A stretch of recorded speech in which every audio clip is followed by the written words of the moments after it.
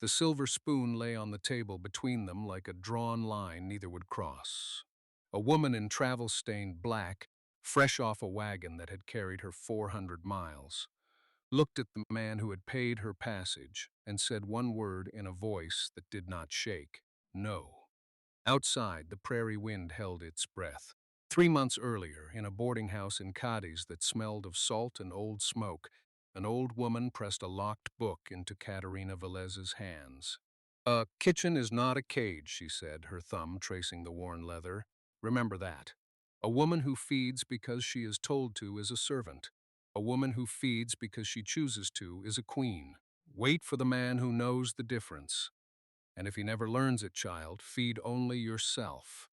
Katerina did not wait for that man. She fled from a worse one. The advertisement had reached her through a shipping clerk who owed her grandmother a favor, a rancher in the Nebraska Territory, a widower, seeking a wife who could keep a house and cook a decent supper. The clerk had read it aloud twice, watching her face. She had answered the same evening, because answering meant an ocean would soon lie between her and the man who believed he had bought her years ago and was coming to collect.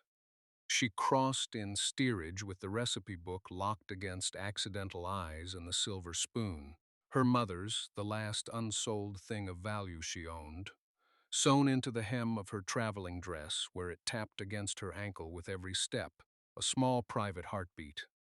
Elias Ward met the wagon at the edge of his land with the look of a man inspecting livestock he was not sure had been worth the price.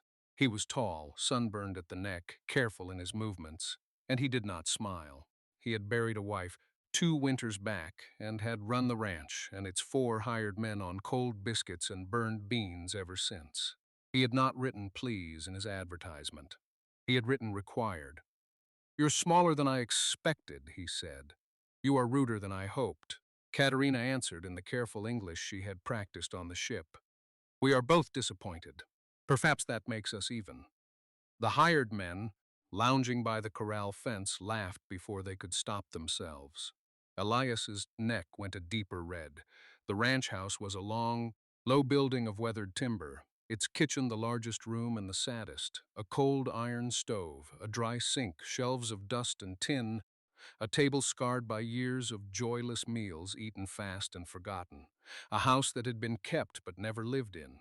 Katerina set her single trunk down in the doorway and felt the silence of the place settle on her shoulders like a second coat. "Supper's at sundown," Elias said. "You'll want to get started. The men are hungry." He said it the way he might have told a horse to stand. Not a request.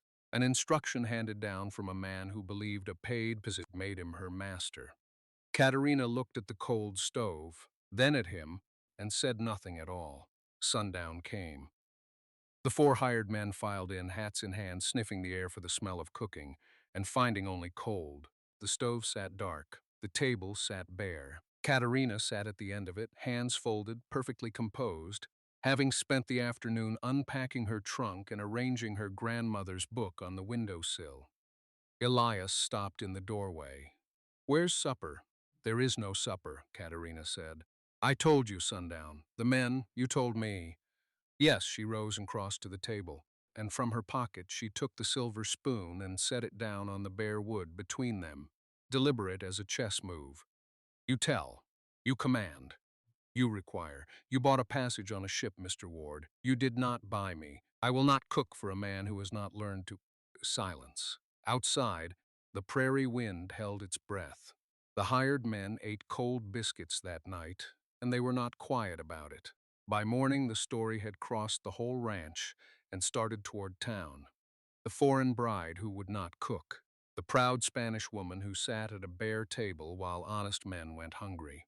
Coombs, the eldest of the hired men, a sour soul with a gray mustache and a long memory for grievances, told it in the bunkhouse and the barn, and to anyone who rode past. And in his telling, Katerina grew more useless and more insulting with each retelling. Elias did not know what to do with her. He had imagined many difficulties in sending east for a wife. He had imagined she might be plain, or sickly, or unable to keep her temper. He had not imagined she would simply refuse. Calmly, completely, without anger, as though his hunger were a small wether she could wait out. It unmade him. A man could argue with defiance. He did not know how to argue with stillness.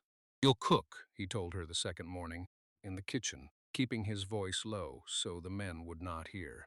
"I paid good money. You came of your own will. That's a bargain. And a bargain's a bargain in this country, same as yours." "It is," Katerina agreed. "And the bargain," said a wife. "A wife is not a servant you wind like a clock. You wish me to keep your house. I will keep it gladly, when it is asked of me like one human being asks another. Until then, you have a cold stove, and you have a woman sitting beside it, and you have all the time in the world to decide which of those things you would rather change." He stared at her. He thought about putting her back on the wagon. He thought about what the men would say, what the town would say, the money gone, and the woman returned like spoiled goods, the long humiliation of it. He thought about the 2 years of burned beans behind him, and how the thought of more burned beans made something in him very tired. "I don't beg," he said finally. "I have not asked you to beg," she said. "Begging is for men who have done wrong. Asking is for men who are not afraid to want something. You are a proud man, Mr. Ward. So am I a proud woman. The difference is I know the cost of my pride, and I am willing to pay it. Are you?" He left the kitchen without answering, but he did not put her on the wagon. The standoff lasted 4 days. On the fifth, Elias came in from the south fence, having mended 40 rods of wire in a cold wind, his hands cracked, his stomach hollow, and found Katerina at the window reading her locked book by the last light. The stove was cold. It had been cold for 5 days. He stood in the doorway a long moment. Pride is a wall, and walls keep out warmth along with everything else, and he was so very tired of being cold. "Mrs. Ward," he said. The word felt strange. "I have had a hard day and a long week. I would be grateful, truly grateful, if you would cook us a supper tonight." "Please." Katerina closed her book. "Yes," she said, "I will." The first person to truly see her was not Elias but Sally, the 12-year-old daughter of the ranch's only neighbor, who appeared at the kitchen door that fifth evening with a basket of eggs to trade and stayed transfixed to watch a stranger work. "My ma died," Sally offered, unprompted, the way children offer the largest things first. "2 years back. Same fever as took Mr. Ward's wife. Nobody's cooked anything that smelled like that since." Katerina handed her a wooden spoon. "Then you will learn," she said. "A kitchen with one cook is a lonely place. Stir this and do not let it stick." What Katerina cooked that first night, no one in the county had ever tasted.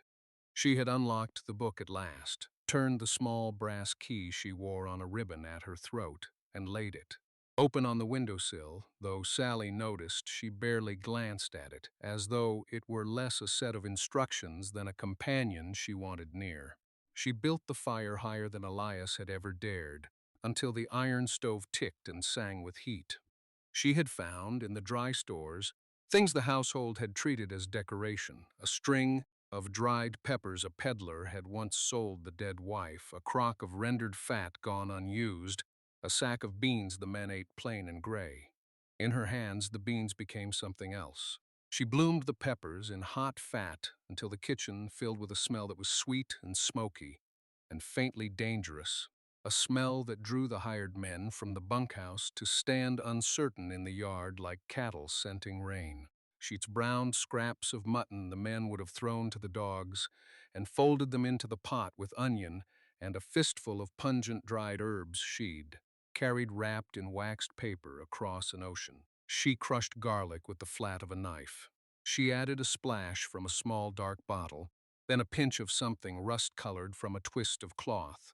And she stirred, and he tasted, and she stirred again, her face perfectly serious, the face of a woman doing the one thing in the world she trusted herself to do. She set Sally to flattening dough into thin rounds, and showed her how to lay them on the bare hot iron until they blistered and puffed. When she finally called them to the table, the 4 hired men and Elias came like sleepwalkers. For a moment no one moved. The bowls steamed. The flatbread sat in a folded cloth, warm. Even Coombs, who had spent 4 days telling the county the foreign bride was useless, leaned toward his bowl despite himself. Elias ate first because the table was his. He had braced himself in some corner of his pride to be unimpressed, to eat a few bites, nod, and let the whole foolish standoff be quietly over without admitting she had won anything. The first spoonful undid that plan entirely. The flavors arrived in waves, warmth, then smoke, then a deep savory richness that seemed to spread from his chest outward. Then, late and surprising, a gentle heat that woke up his whole mouth without burning it. He had eaten food his entire life. He was not sure he had ever tasted it before. He looked up and found that his eyes had filled inexplicably, and he was furious at them, and he kept eating. Coombs spoke first. "What in the world," he said with his mouth full, "is this?" "It is supper," Katerina said. "You said you were hungry." The men laughed. A real laugh this time, not the cruel bark of the first day, and they ate like men who had been starving for 2 years and only just realized it. They mopped the bowls with the flatbread. They asked, shyly, for more, and Katerina ladled it out, and Sally carried the bowls, flushed with the importance of it.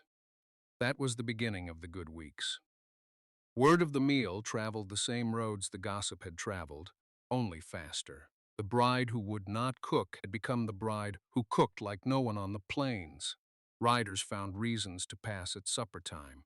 A neighbor sent a side of pork just to see what she'd do with it, and what she did with it brought the man back 3 days later asking, with his hat in his hands, whether she'd be willing to show his own wife the trick of the peppers. Katerina turned the cold, dead kitchen into the warmest room in the territory. She scrubbed the dust from the shelves and lined them with crocks and jars. She hung herbs from the rafters to dry. She traded eggs for a young milk goat and made a soft white cheese the men spread on the morning bread and could not stop praising. She planted a kitchen garden in the lee of the south wall, peppers and onions, and the strange flat-leafed greens she missed from home. And Sally came every day after her chores to weed it and learn. And Elias, who had brought home a wife to cook his supper, found himself instead lingering at the table after the men had gone, asking questions he had not known he wanted answered, and learning, slowly, clumsily, like a man learning a second language late in life, to say please and thank you. And at last, one evening, "That was the best thing I ever ate." The asking changed him, the way water changes stone, not all at once, but visibly if you cared to look. He began to ask her things that had nothing to do with supper. He asked where she'd learned to cook, and she told him about her grandmother's boarding house in Cadiz, the long table of sailors and dockhands and traveling players, the way her grandmother had fed 40 strangers a night and made each one feel chosen. He asked about Spain, and she described the white towns and the blue water and the smell of orange trees in spring, and he listened the way a man listens to news of a country he will never see and has begun, against all sense, to love. He did not ask about the locked book, though he wanted to. He had seen that she kept the key on a ribbon at her throat even while she slept, and that some of the recipes in the book were written in a hand different from her own, in ink that had faded to brown, and that when she turned to those particular pages, her face went still and private in a way that warned him off. A man who had learned to ask had also finally learned when not to. For her part, Katerina watched him change and did not entirely trust it. She had known a man once who had been gentle until he had what he wanted, and then had become something else, something that believed her face and her hands and her future belonged to him by right. She had crossed an ocean to be free of him. She had promised herself she would never again mistake a man's good behavior for a man's good heart. But Elias kept surprising her. When she burned her wrist on the stove door, he did not tell her to be more careful. He fetched the salve himself and bound it without being asked, his big cracked hands unexpectedly gentle. When Coombs muttered something at the supper table about a woman who put on airs, Elias set down his spoon and said, quietly, that the next man who spoke ill of his wife's cooking could cook his own, and Coombs reddened and apologized, and 3 days later, sheepishly asked Katerina to teach him the trick of the flatbread so he could make it for his sister at Christmas. When Sally's father fell behind on his fences, Elias sent 2 men to help without being asked and waved off thanks. When a hard rain flooded the kitchen garden, Elias was out in it at dawn, building a low stone wall to turn the water, soaked to the skin, because he had heard her say once how much the garden meant to her. Katerina noticed all of it. She wrote none of it down, but she found, to her own surprise, that she had begun to cook for him in particular, to set aside the tenderest piece, to make the dish she'd learned was his favorite, on the days his face came in, tired from the cold. She told herself it meant nothing. She did not believe herself. The ranch itself seemed to warm around them. The hired men fed well for the first time in 2 years, worked harder and complained less, and began to take a strange collective pride in the kitchen's growing fame, as though they had personally arranged for the finest cook in the territory to land on their ranch. Coombs appointed himself the unofficial guardian of the herb garden and threatened the goat with banishment whenever it nosed too close. The flatbread became a kind of currency. Men carried it cold in their saddlebags and were the envy of every other crew in the county. One evening near the start of autumn, the work done and the men gone to the bunkhouse, Elias and Katerina sat at the long table in the lamplight, and he told her about his first wife. Not as a wound, but as a fact, gently, the way you finally talk about a grief you've made peace with. She had been a good woman, he said, kind and quiet, and he had been a poor husband, too proud to thank her, too sure there'd always be time. She'd died before he learned better. I think, he said slowly, turning his cup in his hands. That's why I wrote required, instead of please. Easier to give an order than to admit you need something. Or someone. Katerina was quiet a long moment. Then she said, my grandmother told me to wait for the man who knew the difference between a woman who feeds because she is told to and a woman who feeds because she chooses to. And? Elias asked. He did not look at her. And, Katerina said, and reached over and refilled his cup. I am still deciding. But she was smiling when she said it. The next morning a rider came up the road from the east. Not a neighbor, not a curious diner, but a stranger in town clothes with a leather case, asking at the gate for the woman called Katerina Velez. He left an envelope. Coombs carried it in, frowning, and laid it on the table where the flatbread usually sat. Katerina knew the hand before she touched it, the careful, possessive slope of the letters, the ink the color of dried blood. She had hoped an ocean would be enough. She had hoped a new name would be enough. She did not open it at the table. She carried it to the window, broke the seal, and read, and Elias watched the color leave her face like warmth leaving a stove.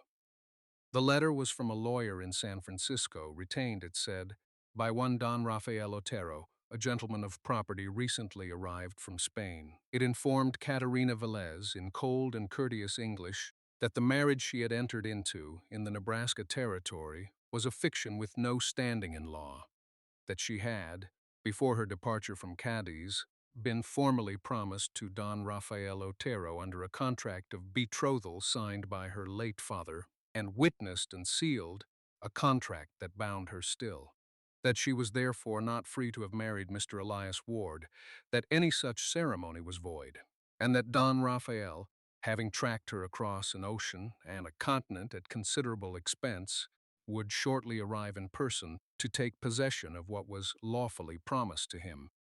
The letter used that word, possession.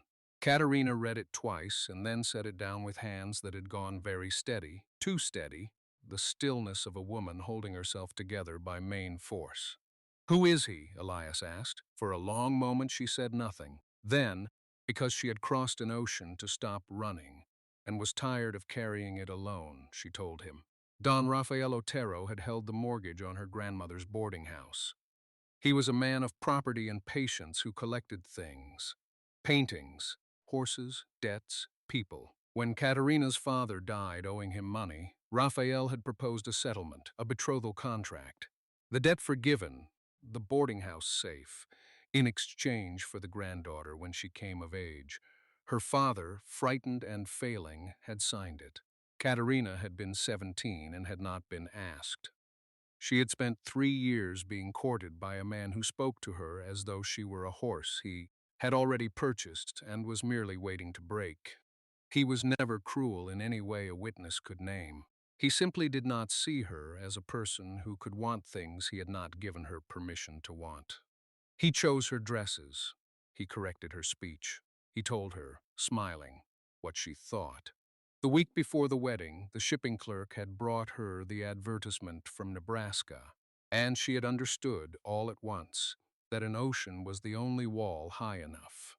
I left him the spoon's worth of money for the last of the debt, she said. My mother's spoon, I kept that. Everything else of value, I sold and left in an envelope on his desk with a letter saying the contract was paid and finished. I thought that ended it.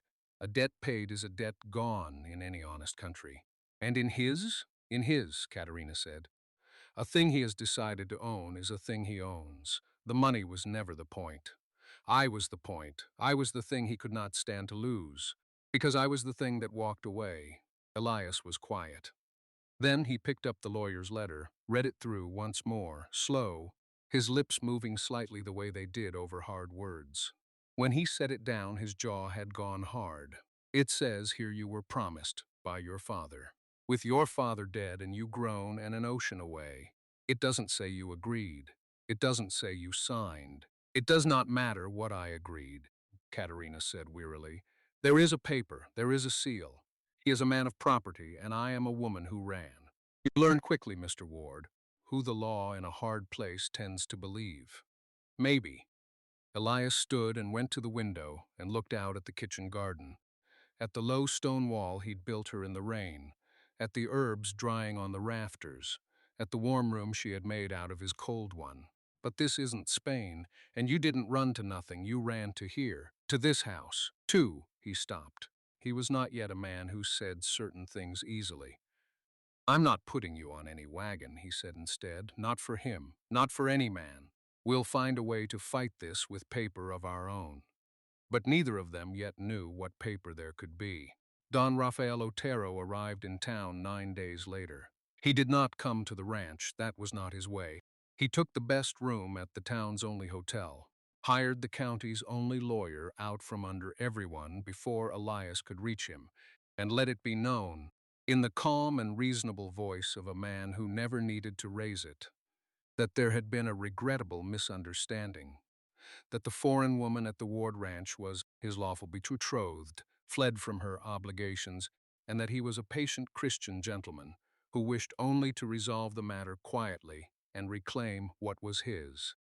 He was handsome in a still, polished way, with gray at his temples and rings on his fingers, and a manner so courteous it took people a day or two to notice they had been maneuvered. By the end of his first week in town, he had the sympathy of half the county. The story he told was a good one. The abandoned, devoted fiancé who had crossed the world for love, and Coombs's old gossip about the proud foreign bride who'd refused to cook fit into it like a key into a lock. The town began slowly to turn. It was not loud. No one rode against the ranch. But the neighbor who'd asked for the trick of the peppers stopped coming by.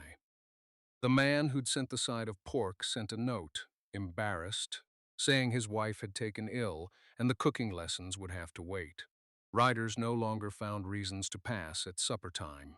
In town, when Elias came for supplies, conversation stopped when he entered the mercantile and started again, lower, when he left. The mercantile owner, a thin, careful man named Pruitt, who held half the county's accounts as ledger and never lent a dollar he couldn't collect. "Two on," was the one who said it plainest. "Folks are wondering, Ward," he said, weighing out nails he was in no hurry to finish weighing, "whether you knew, when you sent off your money, whether you knew you were buying another man's promised girl. Bad business, that. Man could lose more than the money. Man could lose his standing, his credit, even." He let the word credit hang in the air because he held Elias's note on the spring cattle, and they both knew it. It was a threat dressed as concern, and Elias understood it perfectly. Otero had not come merely to take Katerina. He had come to make staying so costly that Elias would let her go to save himself. That evening, Elias rode home through a cold dusk and found Katerina at the stove, cooking for the 4 hired men because the 4 hired men were the only ones left who would eat her food. She had heard. He could see she had heard. The town had ways of letting a woman know it had turned against her. He has the lawyer, Elias said, hanging his hat. He has half the county believing him, and Pruitt's leaning on my note to make me hand you over to save my own skin. She sat heavily at the table. I went to see about the betrothal paper. It's real. Signed by your father, sealed, witnessed by 2 men. A judge would honor it, I asked. Then it is finished, Katerina said quietly, not turning from the stove. You have a ranch. You have your standing, your credit, your men. You did not ask for any of this. I will not let you lose your life because mine followed me across the water. I will go and I will. You'll what? Elias said. He stood. Marry a man who picks your dresses and tells you what you think. Go back into a cage because some judge respects a piece of paper your father signed when you were 17 and frightened and not even asked. His voice had risen. He made himself lower it. No, there's an answer in here somewhere. There's always an answer. I just have to be smart enough to find it before he's clever enough to take you. Katerina turned from the stove then. There were tears standing in her eyes, but her chin was up. Why? She asked. Why fight a battle you can only lose? Because, Elias said, you didn't cook for me until I learned to ask. And I'm asking, stay, please, let me try. The hearing was set for Thursday, in the town's largest room, before the circuit judge who came through once a month. Otero's lawyer would present the betrothal contract, signed, sealed, witnessed, unbreakable. Elias had no paper to set against it. He had only a marriage the law would call a fiction and a wife the law would call another man's promise. On Wednesday night, Pruitt rode out personally with a paper of his own, a demand for full payment of Elias's note, due in 30 days, knowing full well a man who lost his wife to scandal and his standing to gossip could never raise it. Sign her over, the visit said without saying, and the note can wait. Katerina watched from the window. She had brought ruin to the only kind house she'd known. That night, Katerina did not sleep. She sat at the long table in the dark kitchen, the room she had warmed and filled and made into a heart, and she understood that she had done to Elias exactly what she most feared having done to her. She had made him pay for something he never agreed to. He would lose his note, his standing, his place among the men who'd shared his bread, all because she had run to his door instead of someone else's. She took out her grandmother's book and turned the brass key and opened it to the faded brown pages written in the older hand. Her grandmother's hand. Recipes, yes. But her grandmother had used the book for more than recipes. Pressed between the pages were things she'd saved. A lock of hair, a dried flower, a child's drawing, and tucked into the spine, folded small, papers her grandmother had thought worth keeping safe under lock and key. Katerina had never read them. They had felt too private, too much like grief. Now, with nothing left to lose, she unfolded them by lamplight. Letters, receipts. And among them, in her grandmother's careful hand, a copy. Kept, of course, her grandmother had kept a copy. Her grandmother kept everything of the settlement letter Katerina herself had left on Raphael's desk. And clipped to it, something Katerina had never seen. Something her grandmother had obtained quietly, the way she obtained everything, through a clerk who owed her a favor. Katerina read it. Then she read it again. Then she began, very quietly, to laugh. She woke Elias before dawn. You said there is always an answer, she told him, the lamp between them, the papers spread on the quilt. My grandmother kept everything. She did not trust men of property. She kept proof. She showed him. His tired eyes moved down the page, and then he went very still. And then, slowly, the way the sun was just then coming up over the cold prairie, he began to smile. Can you be ready by the hearing? He asked. I crossed an ocean with this in my hem, Katerina said, touching the spoon at her waist. I have been ready for 3 years, hitched the wagon. The largest room in town was full by mid-morning. Word of a foreign gentleman's claim and a rancher's scandal had drawn the whole county, and they crowded the benches and lined the walls, Coombs and the three other hired men among them, awkward in their Sunday clothes, and Sally and her father near the front. Pruitt sat with his ledger on his knee like a man come to collect. Don Rafael Otero sat at the front in a coat that had cost more than most men in the room earned in a season, his hands folded, his face arranged into patient, wounded dignity. The circuit judge was a heavy, tired man named Holloway who had heard every kind of lie a county could produce and trusted paper more than people, because paper, at least, did not weep. Otero's lawyer presented the betrothal contract first. He read it aloud, the date, the seals, the witnesses, the signature of Katerina's late father, the binding promise of his daughter's hand. He spoke of obligation, of a devoted man wronged, of a young woman led astray by the false promise of a stranger's advertisement. He set the contract before Judge Holloway with the confidence of a man laying down a winning hand. This document is genuine, witnessed and sealed, he concluded. It binds the woman known as Katerina Velez. Her so-called marriage to Mr. Ward is therefore void in law. We ask the court to recognize Don Rafael's prior and lawful claim. Holloway examined the contract for a long while. Then he looked up, not unkindly, at Katerina, who sat beside Elias in her travel-worn black, the silver spoon for once not hidden but pinned openly at her collar where the whole room could see it shine. Mrs. Ward, the judge said, or Miss Velez, as the case may be, do you dispute that your father signed this? No, Your Honor, Katerina said, and her clear voice carried to the back of the room. My father signed it. He was dying and frightened and in debt to that man, and he signed away a daughter to settle what he owed. I do not dispute the signature. I dispute that a daughter is a thing a debt can buy. A murmur moved through the room. Otero's expression did not change, but one ringed hand tightened on his knee. That may be, Holloway said heavily. But the law of contract is the law of contract. A debt was owed. A promise was made to settle it. Unless that debt was discharged by some other means, the promise stands. Have you any evidence the debt was paid? I have, Your Honor, Katerina said. She rose. Elias rose with her and handed her the papers, and she carried them to the bench, her grandmother's papers, kept under lock and key across an ocean. When I left Spain, she said, I sold everything of value I owned and left the sum on Don Rafael's desk, with a letter declaring the debt my father owed him, paid in full, and the betrothal therefore discharged. He will tell you no such payment was made. He will tell you the contract was never settled, because a man who wishes to own a person cannot admit the price was ever met. She laid the first paper before the judge. This is my letter. My grandmother kept a copy. She kept copies of everything. She did not trust men like him. A copy of your own letter proves only that you wrote one, Otero's lawyer said smoothly. Not that the debt was real, nor that any sum changed hands. No, Katerina agreed. It does not, but this does. She laid down the second paper.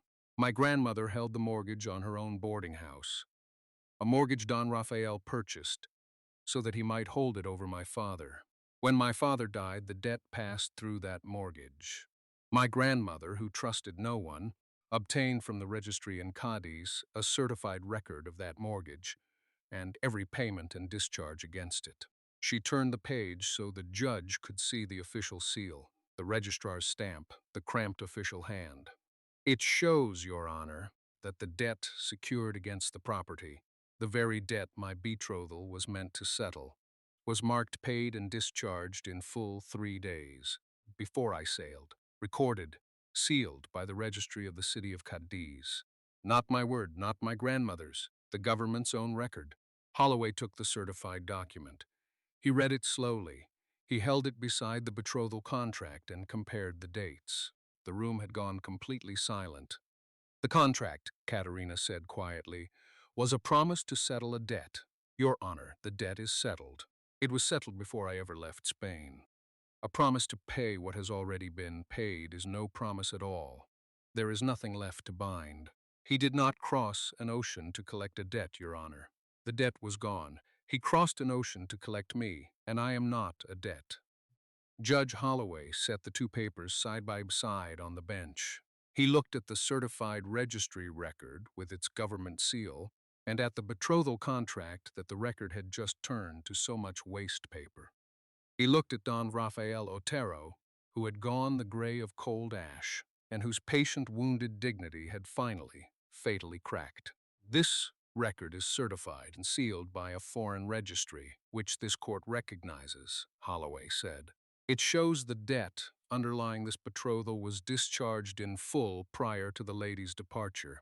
The consideration for the contract having been satisfied, the contract is void for want of any obligation remaining to be settled. He set down his pen. There is no prior claim. There was a debt, it was paid. Miss Velez was a free woman when she came to this territory, and free to marry. The marriage of Elias and Katerina Ward stands lawful and whole. This claim is dismissed. The room let out its breath all at once, and then it was on its feet. Coombs whooping, Sally crying and laughing together, the hired men pounding Elias on the back. Otero rose stiffly, gathered his ruined coat about him, and walked out through a crowd that parted for him in silence, and no one in the county ever saw him again.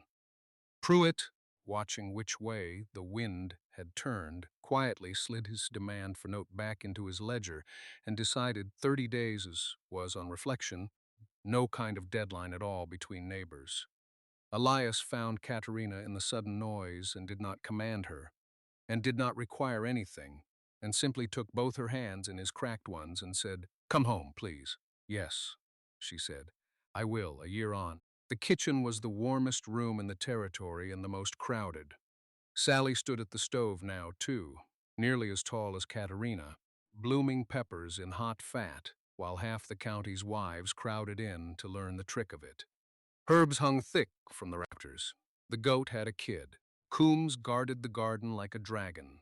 At the head of the long table, no longer scarred and bare, but worn smooth by elbows and laughter, the silver spoon lay between Elias and Katerina. Not a drawn line now, but a thing passed hand to hand, ladling supper into the bowls of everyone who came. "More?" Katerina asked the crowded, happy table. "Please," they answered all together, and smiling, she served them.